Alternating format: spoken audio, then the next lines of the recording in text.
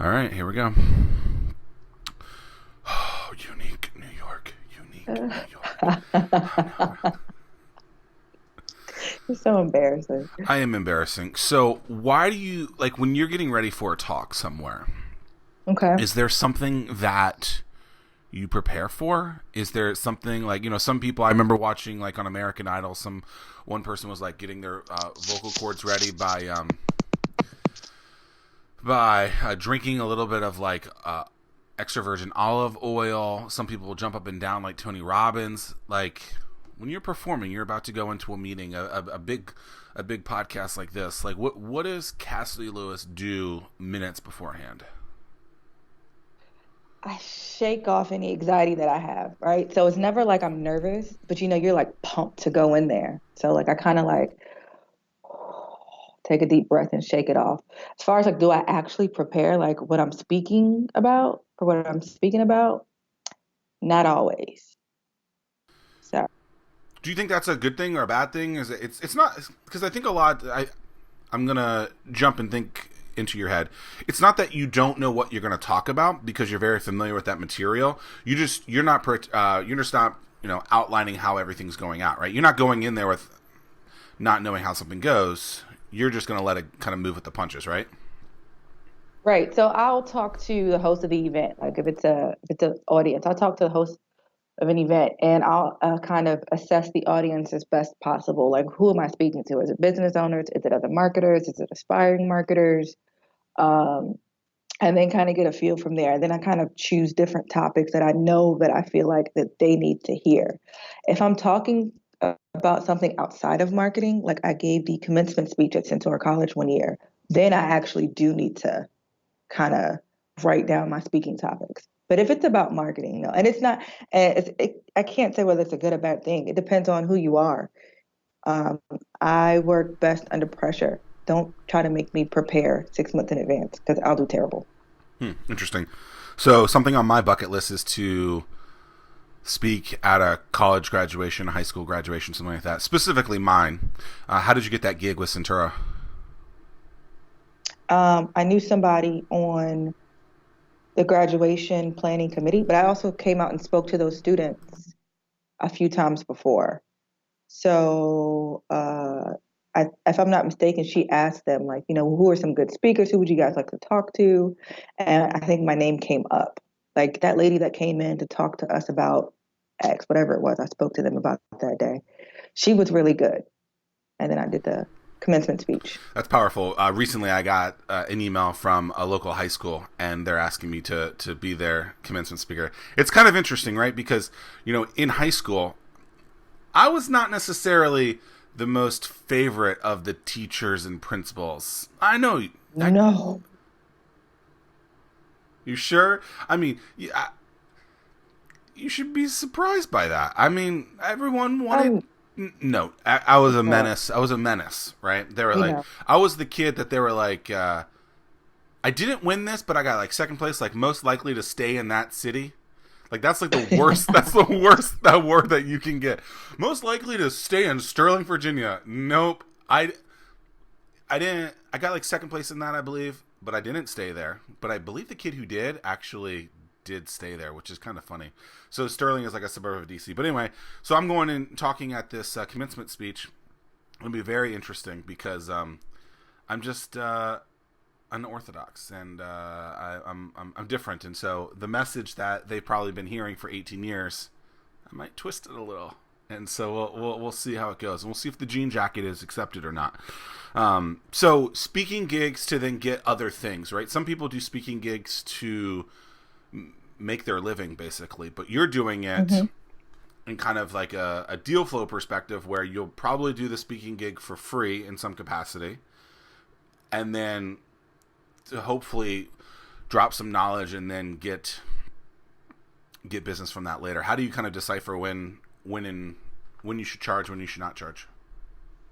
if it's out of the area, I always charge, right? Because my market is primarily here. If it's in the area, I am an educational marketer. Like I actually like to talk marketing. And like I said, I don't spend 6 months preparing for it. When I own my own marketing firm, the business that I would turn over in those groups, would be I didn't need to be paid. I would have like immediate business. I bring my marketing material, business cards, the boring printed stuff, and organize a time with a client or a prospective client right there. Okay, so it's Thursday afternoon. Let's meet Monday at 2 o'clock. And if I was charging for something local, it'd be nominal. It wouldn't be much usually. But you're essentially using that as you would a coffee meeting with someone. It just so happens that you get to talk in front of a bunch more people, so it makes sense. Right. Got Right. it. And talk to a targeted audience. So a group full of business owners. How do They're you? all my clients.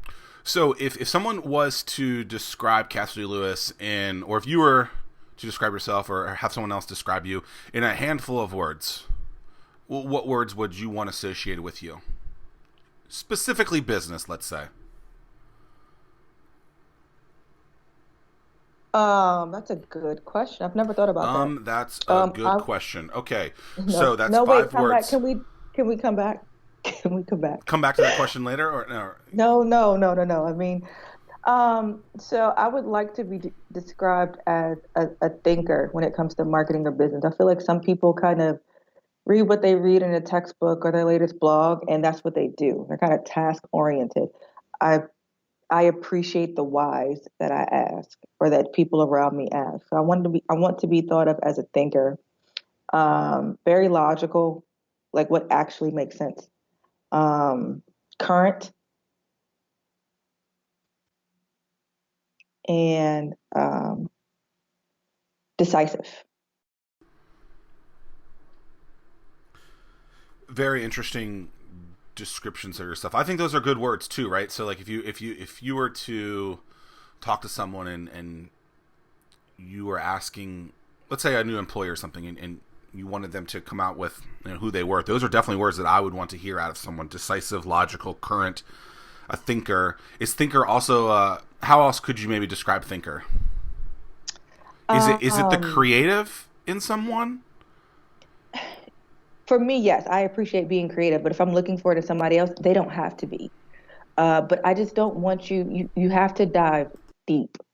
Like if we're talking marketing, people so often stop at demographics. Don't go into psychographics, for example. Like, yeah, your age can be important, your sex can be important, but what's going on in your life is much more important. Like, are you pregnant? Are you in college? Are you in the sandwich generation? Um, The what? so The those sandwich generation? you never heard that? No, what is that? So it's the sandwich generation are basically what our parents could possibly be. So they are taking care or could be taking care of like their college or late high school age kids, but also taking care of their parents Oh, or looking at that. And so they're presented with a different set of obstacles. interesting. Psychographics. Obviously, I think you and I both understand what that means. But to the listener, like, how would you describe what a psychographic is? Because I think it's incredibly important, and probably more important than the normal demographics, if you will. Right, right. So it's lifestyle. It's what that consumer is thinking, what that client is actually thinking and doing instead of the physical or the aesthetics of that person. What are the lifestyle changes? There are so many like reports and blogs about um, so I have a 3-year old and I noticed around 2 I started to see a lot of advertising for um, like newborn stuff. And I'm like, Zoe's 3, like Pampers, what are you doing? You should know this. You know what I mean? But the theory behind that is that people have a baby every 2 to 3 years. So it's part of, what are you currently doing in your life? They don't care about my age. They just know I have a 3-year old. Okay. So it's about time when she was 2, it was about time for her to have another child. It's interesting you say that because obviously you and I have had discussions before. And so when I ask people what they're watching on Netflix, it's really that, right? It's their psychographics. It's Mhm. trying to figure out deeper what they're doing. And so people question that and be like, why don't you just ask someone what they do for a living as the first question? And I go, look, like I really don't think that matters. Like if I can deep dive into someone, and it doesn't have to be Netflix. It could be that I see that you have an iWatch and we talk about that, be like, oh, are you a big Apple fan? Right? I mean, Right. that Right. that can go deep into that, right? You wear jewelry. I could talk to you about your jewelry. I could talk to you about your clothing. I could talk to you about maybe your hairstyle or your lipstick or something. It could be a billion different things. And so I believe that most people don't want to talk about shop. Most people don't want to talk about work because it's an Mhm. uncomfortable situation where they feel that they have to be 100% on point every time when they're giving that elevator pitch, if you will. And if I can put them in a more comfortable situation, never talk to them about their job, and then go home later and research them, and Right. hopefully they have what I call a maximized profile, which is what we talk about in my book, then I get nosy and look into that person, and hopefully they figured out those things on their website and their collateral and things like that. But I don't have to have that conversation with them that first time. I want to learn about them, and I think that's so incredibly important. And I It think is. I think more people should do that, right? I mean, it's so the psychographics of Pampers is saying, hey, we know that our normal demographics of parents is this. They have kids every 2 to 3 years. What else on that are they looking for? How are they kind of getting you to look? How are they? What kind of messages and campaigns are they sending you when you were getting those things, a couple months ago? Excuse me. It was a lot of newborn stuff, like I said, and a lot of like, this is what we have new. This is what we have now. These are our newest Pampers. These are, they have different product lines. These are, some other things that we're doing. These are the points that we have when you buy our Pampers. And my daughter is potty trained, so I don't even want to hear any of that. But like, I didn't do the point system with her when she was in diapers. Now I'm pregnant, and oh, I really need to pay attention to this stuff. So Is it was, points like rewards? yeah, Yeah. yeah, like little stuff like that. Um, and I even saw something that came in the mail that talked about being it either reference being a second time mom or a seasoned parent, something like that. Like they know, okay, it's time for you to have another one. And now you're seasoned, so now you know what to do. Interesting. One of my good friends recently asked me, like, what business or marketing people do you follow or look up to? And I was like, you know what? I really don't. He was like, oh, that's interesting. You consume a ton of content. And I was like, yeah, but I follow the things that I love and then dissect that. Or I look at brands that are doing really good things and I dissect that. I don't have to follow some specific person that's talking marketing, talking business to really understand it. I want to look at the brand that's actually doing it and pull Hmm. what they're doing. And so recently I've been training for this Ironman race. And so I started Googling and YouTubing a lot of like Ironman focused content. And what I'm learning is that there are all these things that we're talking about specific to those topics that I never would have thought of. Just like you and 2 years ago, someone Pampers sending you stuff about diapers, it's all in their mind. And so it's them consciously being like, I have to give them this person this kind of message at this point because we know that trend of this person that looks like Cassidy Lewis is going to do this. And so it's very interesting. So all these things are super important, and I don't think it matters what you do in your business, what style of business you're doing. You need to be doing something like this. You Right, are the chief marketing officer at Cooper right. Hurley Injury Lawyers. Best. Best, can you say like best lawyer in Hampton Roads? Can you say that? I personally But I cannot say can't. that, but I I can can say say that. that I can say that Cooper Hurley Injury you can Lawyers say that. is the best injury lawyers according to a plethora of different people. Why can't I say that? Or Yes. why can't you say that? Uh, Without getting too sticky, State Bar. You can't identify. But there are other things like we were voted best law firm in Norfolk for the Virginia Pilots Best of campaign. So stuff like that takes place. We can say that. We can talk about our awards, and our clients can say that we're the best. But we Hmm. have to just be mindful of very, very honest, very, very transparent marketing. Very interesting. So in a handful of words, what is Cooper Hurley Injury Lawyers? So we help people after they have been injured in a car accident, a truck accident, a motorcycle accident, wrongful death, serious injuries, things like that. The short of it is we are really, really nice to our clients and really, really mean to the insurance companies. How is that a branding message that you guys push out a lot? That specific Not in thing? those words, but absolutely. So a lot of times the industry itself is like stoic, right? Like it's a very well respected industry. And a lot of times those attorneys are thought of to be stuffy. And while that can be true, um, That's not us necessarily. Like very professional. All of our attorneys and staff members are very professional, but you should feel welcomed when you walk into any business that you work with, really. You should feel like they are going to take good care of you. And if I can barely hold a conversation with you, I'm not going to know that to be true. And so it's not disingenuous. All of our attorneys, like I said, they have that personality and they allow that to show, which I really, really appreciate. It's just we're not your typical attorneys or what you think of when you think of attorney. So you said something where you want to make your customers feel comfortable when they're around you.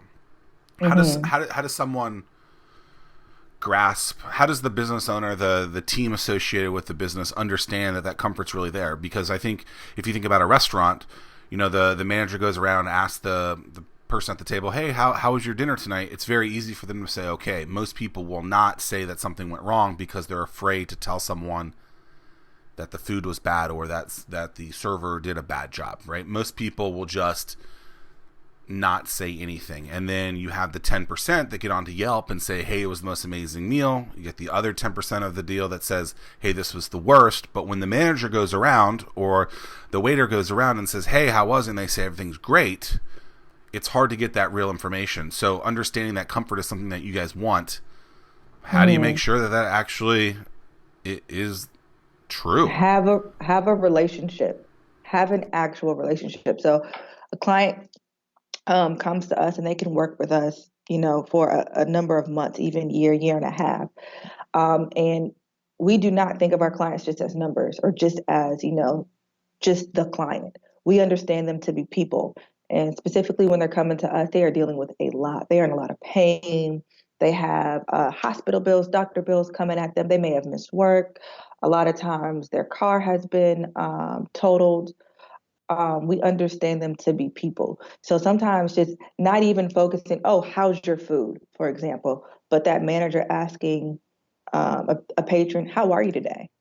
You know what I mean? Like building that relationship. And that's much more transactional. So it's not the same industry. But for those that have the ability to build a relationship with your clients, and I don't mean just kind of let it happen naturally, that's important.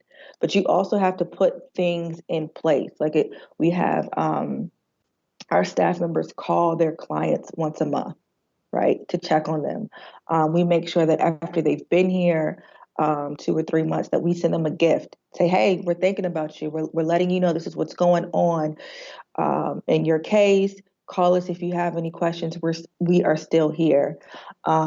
If a client tells us that they bought a home or that they're moving, we send them a housewarming gift. They're having a baby, we send them a baby gift. Really, like being, and I encourage staff members when we have our firm meetings, hey, ask your client if they watch any football this weekend and be genuine about it. Hey man, who you going for this year? You know what I mean? And kind of like having the ability to open them up. So it's kind of two pieces in the fact that yes, it needs to be natural, but you also have to set yourself up and your team up to be strategic about it and putting those things in place that kind of puts you in front of the client, that encourage that conversation. So in your case, the food is not the food. You said something like, don't talk about the food, talk about how they're doing today. And I think that's really interesting. So in your case, it's like you don't talk about the elephant in the room. We know the car is bad, we know what they're going through is bad. That content we're kind of ignoring in that case. We're digging deeper into them, figuring out, or you're digging Right. deeper into them about what's going on with them. Do they push back at stuff like that? Do they seem receptive to it? Because I think relationships are incredibly important.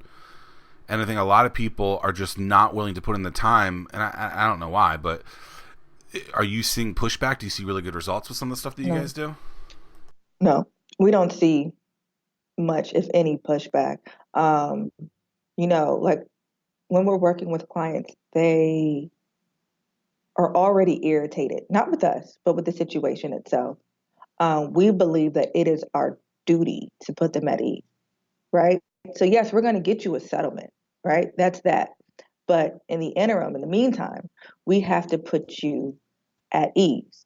Um, And we can only truly do that by building a relationship, doing stuff like they may be saying, I'm going to see my granddaughters for the holidays, putting that in the notes. The next time that they come in the office, and this actually happened, he told us he was going down to see his granddaughter, hadn't been able to go down there in about 2 years because of the accident.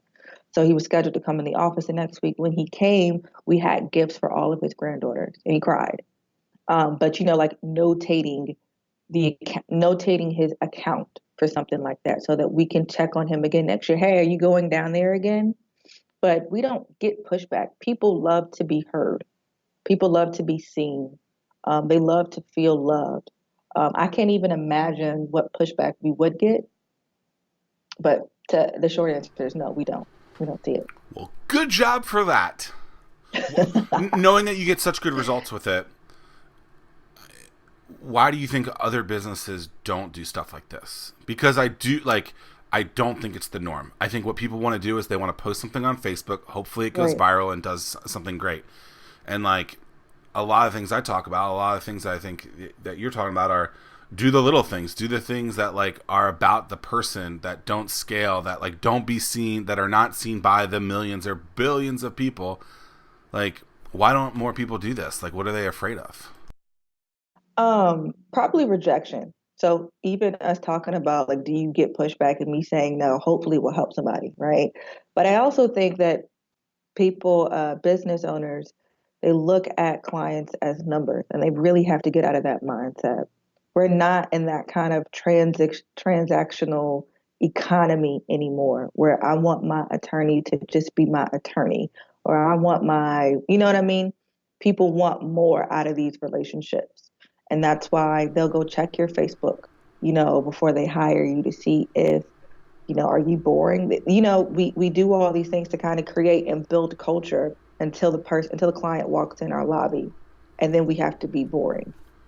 You know what I mean? Sure. So I feel like they'll build a culture sometimes, but when it's actually they're face to face, it's all, this is what we're here to talk about. That's it. I'll see you next time. Instead of forgetting that these are people. Hmm. So when you're thinking about building an audience, let's say it's a brand new business. Well, let's say that you deep dive into a business that, let's say you decide that it's you're going to get a new client, Okay. and you're looking for a new audience. How do you start to determine what that audience looks like and what types of campaigns that might resonate with them? How do you kind of start to understand and pick off the pieces of that tree? So, two parts. If they already have some sort of clientele, I look at their natural market, like who's naturally drawn to them, which could be helpful. It could also not be their target market, but I assess the product or the service thoroughly. But I also pay close attention, and I'm just talking about like the first steps. I pay close attention to the business owner himself or herself. So we've talked about personality. If this person has personality, well, I know that they can fit in with certain economic classics. If I feel like they're a bit stuffy, well, they're not interested in other classes. Um, but paying attention to kind of, I guess it would be the personality of the brand itself and the business owner, and what that business owner brings to the brand. I feel like it's extremely important, and people ignore it. But people that look like you and talk like you being the business owner, are going to naturally be drawn to you. Do you think the business owner should be the face of the business? It depends. It depends. It depends. It depends. It depends. It depends. Yeah, it depends. Are they the target market? Do they use the product? And as crazy as that sounds, or would they use the product or service? And that, well, what do you mean? If the business owner is I'm gonna talk race a little bit. If he is a white male and he is owning a barbershop in an African American neighborhood, he should obviously not be the face of the business, right? But if it's a African American barber owning an African American barber shop, sure, why not? Interesting. So what if in that latter case he is not an actual barber? Does that matter, or how would you sell that? Because I mean, there's plenty of people who own businesses that don't do the And actual so, services, right? right, So it's one of those hard things, right? Because like some of the biggest businesses in the world, I think people might know Elon Musk more than Tesla, right? And he's the face, right? Steve Jobs was Apple. I think Apple is more Apple now because I don't think Tim Cook is the same thing. But like, where is that line drawn, and how do you like? It's a hard one. Are the partners there the face of the business? yeah, they're a big piece of it. And there is an older theory that says that the client hires the attorney and not the law firm. It's not necessarily as true now, but they're pretty well known in the area. And it depends. Like, do I want a non-engineer to be the face of a business? You know what I'm saying? Like, Steve Jobs worked well for Apple because he created Apple. He could talk Apple through and through, right? He could talk the technology, the software, the hardware through and through. Would I want somebody that doesn't know anything about computers talking to me on a consistent basis? If they had the personality, maybe, but I don't know if I would. Marketing's interesting. How did you get into it? Like what drew you to it? Is it what you went to college for? Not initially, but yes, I am degreed. I was started off as an accounting major, believe it or not. I don't even like to count past 10. 11, Um, 12, wow, 13. that's enough. I'm getting stressed out. And then I had a professor, and he was like, "You just need to try marketing." He's like, "Your personality really." I feel like I'm talking a lot personality. Your personality really matches marketing, yada yada yada. And he asked me to run his campaign. He was running for school board, and I did, and I loved it. Like I really, really, really loved it. So you were on a school. You were on school board somewhere. No, no, no. I managed the campaign for the guy that was running for school board. Interesting. So this is in the middle of college.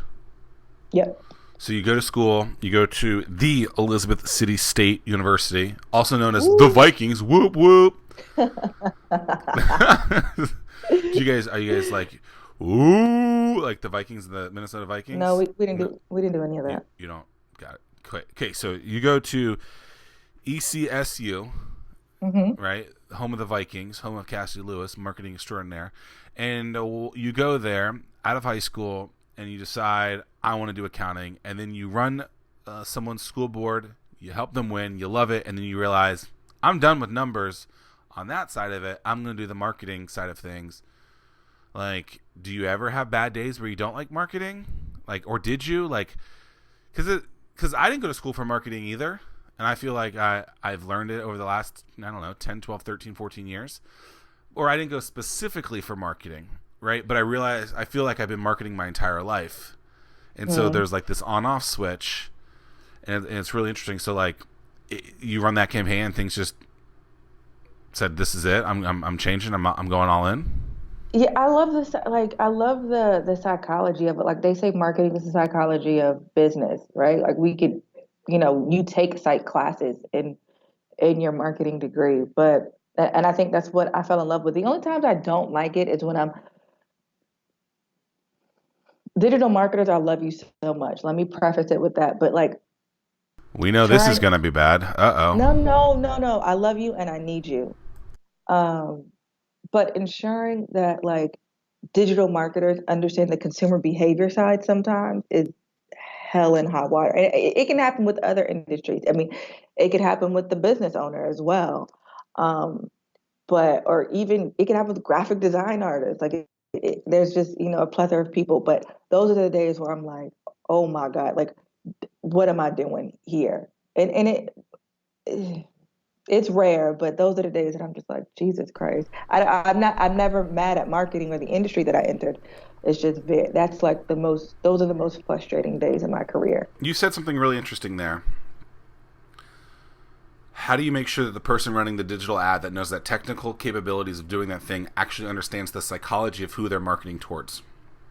Right? And so I have a friend who runs a marketing business, Market Muscles, and he has website knowledge, So he understands that. He understands digital marketing, and he has martial arts background, right? So he knew all of those things, right? A lot of his competitors only know the marketing or the website stuff, right? So how does someone that, like, you didn't know injury law beforehand, right? I Right. think how do you start to understand what your customer is looking for so that you can actually provide the necessary campaigns? Because I have plenty of customers that, like, I don't know, I don't deep knowledge understand what they're doing, but I can get into it. How do you start to understand something that you don't understand? Well, I think first you have to understand that the marketing industry is very uh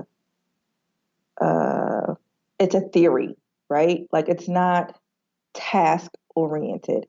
I feel like when it comes to digital marketers or graphic design artists, the task is to create the logo, for example, or create the print material, right? But when it comes to marketing, this is why somebody needs to be degreed or experienced or something. Um, you have to understand how to dive into the consumer's mind. So when I got here, I asked my attorneys, I asked my paralegals, my legal assistants, 101 questions. Like, I sent out an email like in my first 3 months, like, what do your clients call you and ask you? What do they call you and ask you? Not where did they find us? Not, oh, I found you on Google, but what made you choose us? You know what I'm saying? Like it's having that mindset of a marketer. I feel like a digital marketer would say, "Well, where did you find us?" "Oh, wow, they found us on Google. That's great." The first page has what is it, 10 results or 12 results? Why did they click us? Why? Like what was it? Oh, because you guys said X. Most times people say that they chose us because of our reviews. Okay, I know that that's important. Not for, yes, for SEO value, but it's important because we know that 80% of people trust online reviews as much as they do from a friend. So having that mindset and knowing the right questions to ask, and it can apply to any industry. I could go market for a dog park tomorrow, and I would still take that theory with me of let me go ask the business owner these questions about his client. What would the dog park be called? Cassidy's dog park, obviously that. What are you talking? Got it. How many square feet would it be? 3 million. 3 million square feet. How would you market it? I would. Where would I market it, or how would I market it? Both. Hobby. Online is always important. I find other dog areas, vets, etc., partner with them, and go from there. Yeah, I think that's great. That's what I Build. would have said, right? So I would have said, go where other dog owners are, right? So a lot of dog owners I have found where I live are also at craft breweries. So maybe market there. Go to the vet's office. Go to the dog store, because that's where they Mm-hmm. are. And if you can leverage someone else's credibility That's it. to come through, I mean, that's basically when you put on your website as seen on, you're leveraging that media organization or that person that has credibility more than you on your site. It's the same thing with a vet. If a vet's allowing you to say something on their walls, that person's going to feel that that's trustworthy because they already trust that vet or that pet store or whatever. Makes a ton of sense. Absolutely. So how do you guys do that for yourself at Cooper Hurley? So we get those sort of like awards, right? So I appreciate consumer awards more than industry awards. So like we have super lawyers, $1 million trial. Like we have some, kind of industry specific awards that you can only get for doing X, Y, and Z. I appreciate awards like Best of, Coastal Virginia. I appreciate those local awards more than anything. But we really, really do encourage reviews. And I really, really encourage reviews by making sure that, you know, the staff goes above and beyond for our clients. That is really how you get reviews. Um, so that it's because those, like I said, they're going through so much when they walk through the door. It's amazing to hear a past client say, "Oh my God, these are the best lawyers ever." Hopefully, I never need them again, but if I ever do, they're the only lawyers I would ever use. So how do you get them to go from saying that to then putting it on the internet? We ask them to. And We say, "Hey, would you mind giving us a Google review?" and do you send them that exact link? Do you incentivize them? Do you do anything like that? You can't incentivize. No, we don't incentivize. Yeah, we'll send You them. can't incentivize the type of business. No, any type of business. You're not supposed to. Oh, Google says you can't. Yeah, you can't say, "Oh, do a review and be entered into a raffle." No, you can't do that. No, we just Plenty literally of people do that. no, it's Watch not out. here, not Not here. here. You heard it here first. We follow the rules. We are not the anomaly. No, we literally ask them, and they, you know what, we get a lot of ones that are unsolicited. We don't get a chance to ask, and they give it to us. Yeah, unsolicited love is like I got something some unsolicited love about my book recently, and I was like, that's like the top of the mountain. Like that's the thing, It right? When is. you're getting like, yes, having a customer is great, and them referring business to you, but when they go out of their way to give you that unsolicited love to someone else or post about it, I don't know what is much more better than that. Like it's an incredible Um, thing, and the thing that this person said was like really nice, and I was like, wow. Maybe I should have written more books before this. it's beautiful, man. We feel so special. They'll call people. I mentioned it. I am mentioned in a few reviews just because I came up and said hi to the client or something. Like me, you know, because I don't work with the clients day in and out. Me, I'll take it though. What's an example of a strategy or a campaign that you ran that you thought was going to be amazing that just went bonkers the wrong way?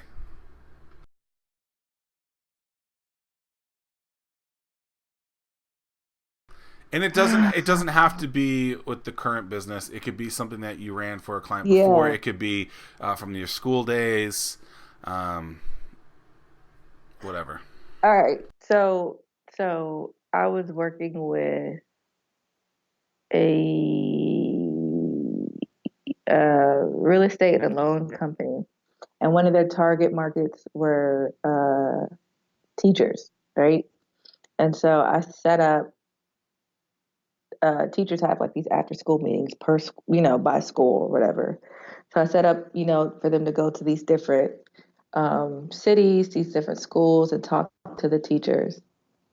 There were times, a few times, where either the audience didn't know they were coming and was like caught off guard and very cold, and or like if the loan officer got up to speak, he was all numbers, talking about the program. And it's a wonderful, wonderful program. But he would get up there and talk about like fee sheets and closing costs and PMI and other things that just I didn't match my presenter with my audience well necessarily. Even though he's the one that should be speaking, uh, I didn't prep him well enough. It's interesting So because that was probably it's interesting because that reminds me of something I call like the CTO talk, right? Where you get the person that gets up there, that's the chief technology officer of a business, and everything that they're saying is 100% factual. Everything that they're saying is 100% like on point. However, the majority of the time, the audience that they are talking to is not other CTOs that are trying to learn that. The example I'll give is the MP3 players, back in the late '90s, early 2000s, were talked about in 256 megs or like 3 gigs, whatever. And people are like, what the hell is that? Like, what is a meg? What is this? Still to this day, people don't even know what it is. But Steve Jobs said, oh, we're going to put 1,000 songs in your pocket. Then to the layman, they finally figured that out. Not to like talk about Apple a lot. Like, I hate Apple. I'm just kidding, Apple. I love you. Send me don't all the free stuff that you want. And to Cassidy, honestly. too. Yeah. Give us the iWatch 7s. What? They're not even out yet? Yeah, that's the way. When you're listening to this in 4 years, we'll get free watches. No, but my point is this: is like speak in layman's terms, right? People say you got write in third grade level, fifth grade level. Like it's because the majority of people don't understand tech speak, and it's Right. not. It's They don't not understand your industry. They may not be on the third grade level. They may right. be have a master's, a doctoral degree, and everything else, but they don't speak your industry language. They don't know. That's something that we talk about with our clients. When the insurance company calls you, they're going to ask you all of these questions, things that you may not know. They'll use abbreviations. They'll use just these words. Yes, you understand your policy. Yes, what you have as far as liability, but you need somebody to come in and advocate for you that can speak their What language. does this really mean? right? Like what don't I get out of this, right? Like explaining it, specifically with an insurance policy where you're like, so I see I'm getting this, but if the alien invasion happens, am I covered? And they joke that on some of those commercials, but it's funny because it's like, well, if there was an Are alien, we? are we covered for something like that?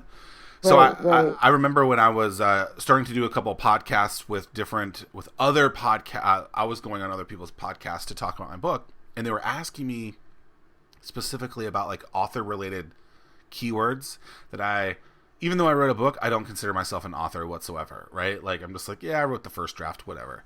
I thought about making that my LinkedIn, like first draft author of Anomaly. Terrible. It's all my concepts, but someone smarter than me made the wordsmithing look better. But they would ask me like these words, or they would ask me like, "Hey, can you send us this thing?" And there was some sort of acronym, and I'd be like, okay. You see, I live in a Navy town, and I know there's a ton of acronyms, but I don't know what LPG4321CLG4 is. Oh, well, it's actually the annexation of Puerto Rico and I'm like, No, no, okay. no. But that's what happens, right? So you gotta speak in ways that Yeah, are easy to consume. yeah. We're so immersed in our in whatever industry that we're in, we forget that our client is not.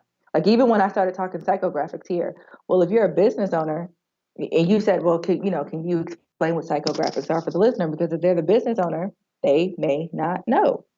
But we get so immersed and we're doing it day in and day out. We just forget that our client, if they knew all of our acronyms and all of our wording, they wouldn't need us. Whatever your industry is, they wouldn't need us.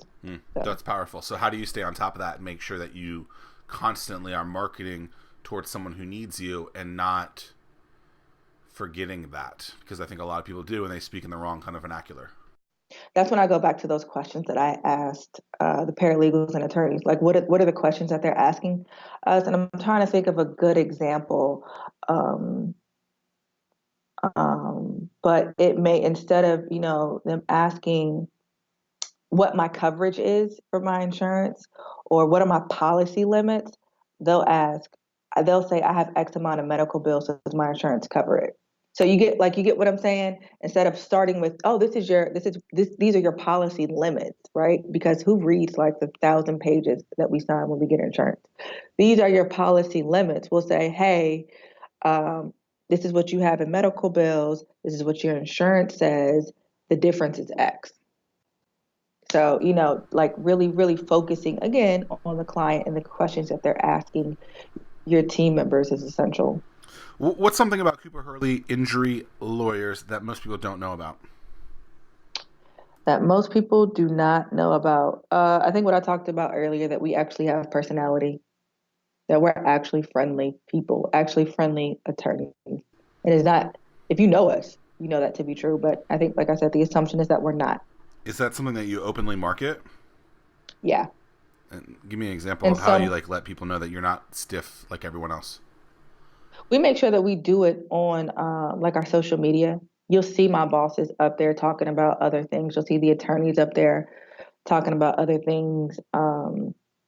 We did like a birthday video that we sent to our clients, and what some of the attorneys had on birthday hats and throwing balloons. Um, so we make sure that we show that. We don't necessarily have to say it, but we show that. Where'd you get that birthday idea? I'm not doing this with you, Zach. I got it from you, Zach. Thank you. You're so predictable. As soon as I said it, I said, "Oh, he's gonna ask me, where did I get this idea I'm from?" You're just predictable. I predictable, know. but you know what? I got what I wanted out of that. So you're welcome. Uh-huh. What's something about you, Cassidy Lewis, that you want to do? Maybe a bucket list item that you haven't done yet in life. Professionally or personally? Doesn't matter. I want to go backpacking like in Europe. For how long? Oh my gosh, see that's that now that's a question. I would love to say like a month. I don't think I'd survive past a week, 2 weeks maybe. Now, would this be glamping or would this be like legit like tent? Like how? Like what do you describe backpacking? So I want to learn about different countries, about different places in Europe. I don't think I'll be able to do any hostels. I think I have to stay in the hotels. But like you kind of go, like for me, what I've seen and what I've researched, you go and you are just very open to meeting any and everybody without getting kidnapped and trying the oddest of foods, doing things that are completely out of your comfort zone. So you're like the modern And day Anthony Bourdain. yes, I loved him. I All right, loved him. R.I.P. Anthony. R.I.P. R.I.P. So, one of my favorite books, and probably my favorite book in the last decade, is by a guy, Scott Jurek. It's about how he speed runs the Appalachian Trail. And it reminded me of what you're talking about. And he did it in 46 days. And the Appalachian That's Trail awesome. is 2,200 miles.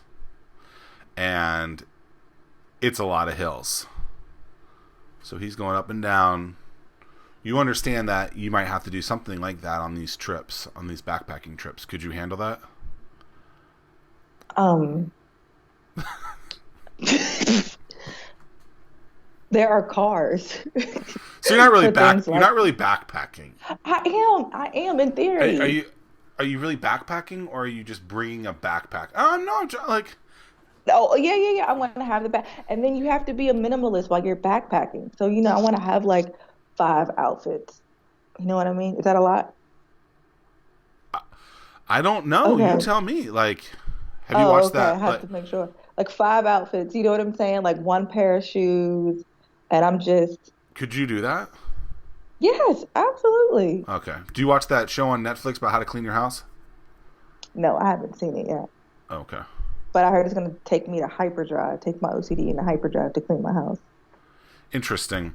I think some of it's in captions. I watched the trailer and I was like, I'm not watching this. Oh, yeah, But I'm she going to is. send it to my wife Well, why are you going to send it to your wife, Zach? because I don't want to do it. And she's the other person that owns the house. And I don't have Watch kids. My it. dog ain't going to do it.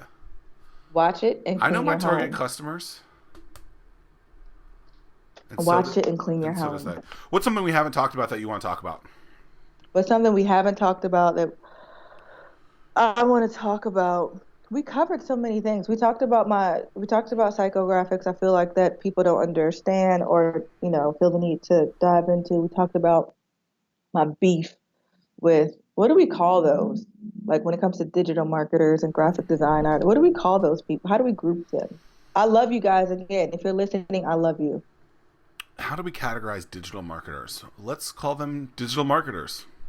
No, I mean like the people that are in marketing, in the marketing industry, but don't necessarily grasp consumer behavior. Shall we call them lazy? No, I'm not doing. They are very skilled.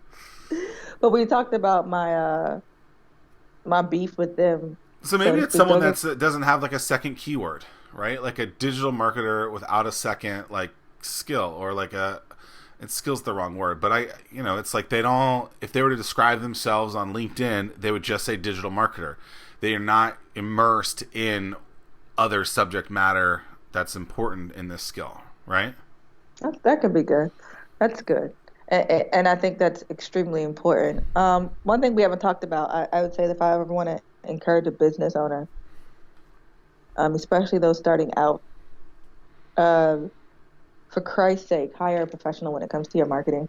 I always tell a client or a prospective client, or anybody really, if you're going to personify marketing, it should be your number one person on payroll. And I don't mean in pay, in amount. I just mean that it's the ambassador for your company. Before they meet you, they meet your marketing.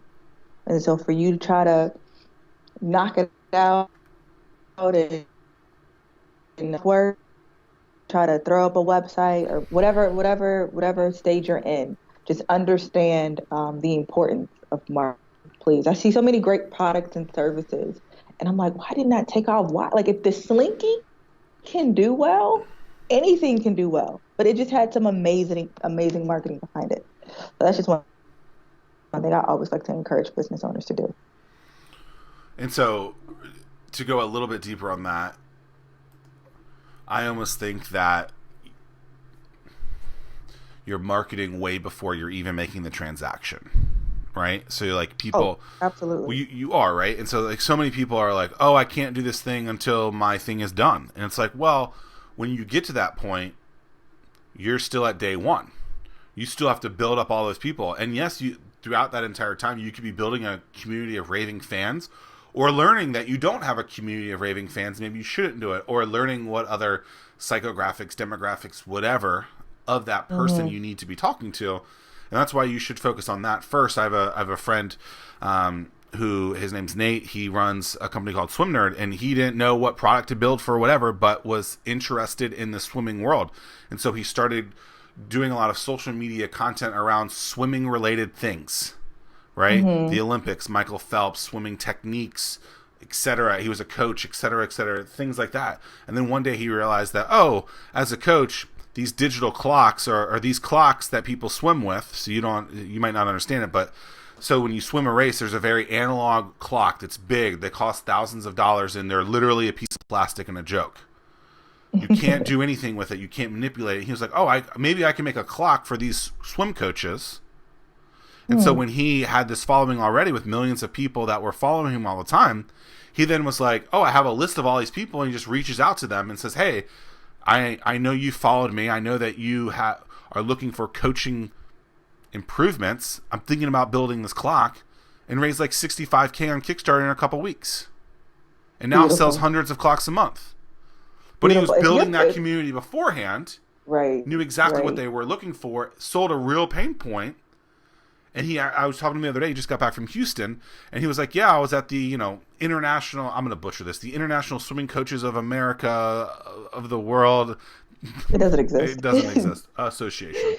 And they're all there, meeting with him. He's hanging out with his followers, and they're buying clocks. Selling hundreds of clocks. But it's all because he got started and he was talking to them, and that's so important. If you have the opportunity to allow your clients to build your product or service, you've won. Like, it's not that everybody gets that chance. If you have the opportunity, if you know that, like for your book, I'm certain you asked people, asked marketers, asked business owners, asked whatever, in your talks, in your podcast, whatever, like, what are you dealing with? You know what I'm saying? I'm not finished with it, but we know that we need to attack demographics. So why does that need to be? That's like 700 million books. Why does that need to be a 701? It's based off of the same question I continue to get over and over again. Right? I want more. I want to do it for cheaper. And I feel like every time that I go and take a webinar or workshop or whatever with someone else, I leave there not knowing anything else. I don't know more. But I feel like when I talk, when I'm at your talks, or I see your webinars or your content, or I'm having conversations with you, I get it. And I was like, oh, that's interesting. And so that's why I wrote the book, because all these people kept saying the same thing. And I was like, well, shoot, let's just write something up. And there it is. But that's exactly what you're saying, right? Like I wrote something that people were asking for. And I have tens of thousands of case studies of people that I can say, hey, like, guess what? Remember when I helped you with this one thing? Oh, yeah, by the way, I then wrote about it. Perfect. That's perfect. Right. I didn't build something I didn't know. I built something that I've been doing for a long time. And I had a lot of feedback on it from other people. And it's exactly what you're talking about. It's so important. Yeah. That's golden. You did it. First draft author. Woo! Give me the gold star. Sure, I got one.